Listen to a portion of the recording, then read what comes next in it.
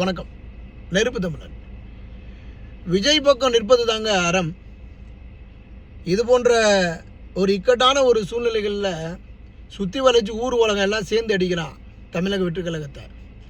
அதனால் இந்த நேரத்தில் நம்ம விஜயை நம்மளும் சேர்ந்து ஊரோடு சேர்ந்து ஊரில் உழ வச்சுட்டாங்கிறதுக்காக நம்மளும் உழ வைக்க முடியாது. நம்ம விஜய் கூட நிற்பது தாங்க அறம். இது திட்டமிட்டு செய்யப்பட்ட ஒரு பெரிய சதி.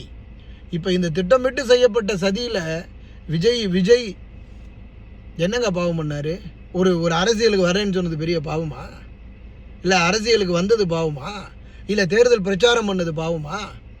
இல்லை இவனுங்க எல்லாம் வாயில் இருக்கிறார என்னமோ விஜய் என்னமோ சாதாரண பிச்சைக்கார குடும்பத்திலேருந்து வந்த மாதிரியும், விஜய்க்கு என்னமோ எந்த விதமான செல்வாக்கும் இல்லாத மாதிரியும் இவனுங்க எல்லாம் எப்படி கேவலப்படுத்துகிறானுங்க? அவர் என்னங்க தப்பு பண்ணார்? என்ன தப்பு பண்ணார்? நிச்சயமாக காலம் பதில் சொல்லுங்க.